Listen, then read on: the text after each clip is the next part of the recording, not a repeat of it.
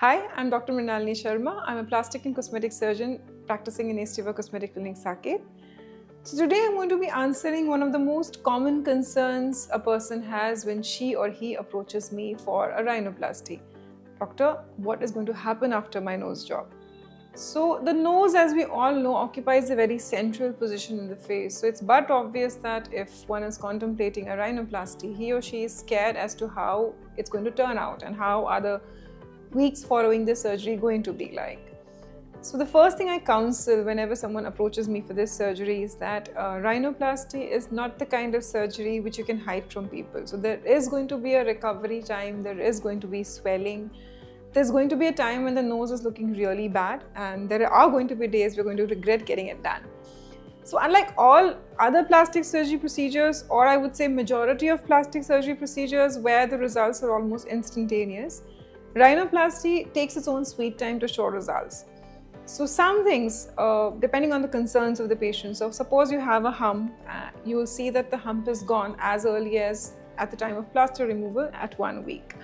But say if your concern was a thick tip which you wanted me to narrow down, it's going to look even worse in the first week. What I mean to say is, when I remove the plaster, your nose is going to be swollen, the tip is going to be way too high, it's going to be a little over-rotated, and it's not going to be anywhere close to how the nose is going to look like in the coming months, and I would say even up to a year, the healing is going to carry on.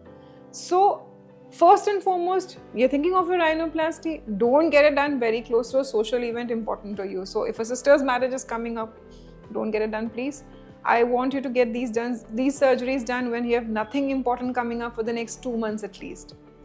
Also, it's important to understand that you will have to rest it out. So 6 weeks of abstinence from any kind of exercise is absolutely necessary. Don't take a gym membership tomorrow and say that, okay, now I have to go to the gym. You have to wait it out. Results are going to improve. So how we deal with this is that we're going to be taking intraoperative pictures of how your nose was before the surgery and how it has turned out at the end of the surgery. So what we achieve at the end of the surgery is going to be very close to what the nose is going to look like once the entire healing process is over. So don't get anxious during this waiting period. Your nose is going to heal and you're going to get the desired results, what we have achieved at the end of the surgery. Take it slow, take it easy, be patient, and just keep your anxiety levels low.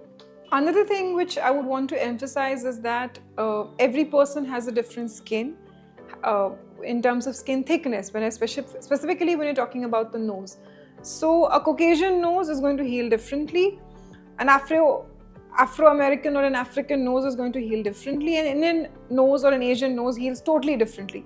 So you'll see that most of the blogs which are available or people describing their journeys are usually European patients, and you'll wonder that, oh, their nose is healing so quickly, why isn't mine? So the basic difference is in the skin texture. Thicker skins tend to take a longer time to heal. So don't panic and come and tell me that, oh doctor, uski nose to 3 weeks mein bahut achhi lag rahi hai. I saw that video blog. That's not going to happen in an Indian nose, especially if I talk of thick tips. So I'm not saying that all Indian noses have the same thick skin. So somebody from Jammu and Kashmir might have very thin skin.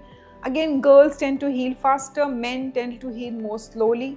People who have this problem of acne on their nose also again have thick skins and they take a longer time to heal.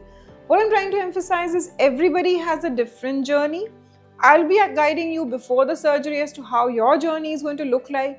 Please don't compare notes with whatever's available on the net.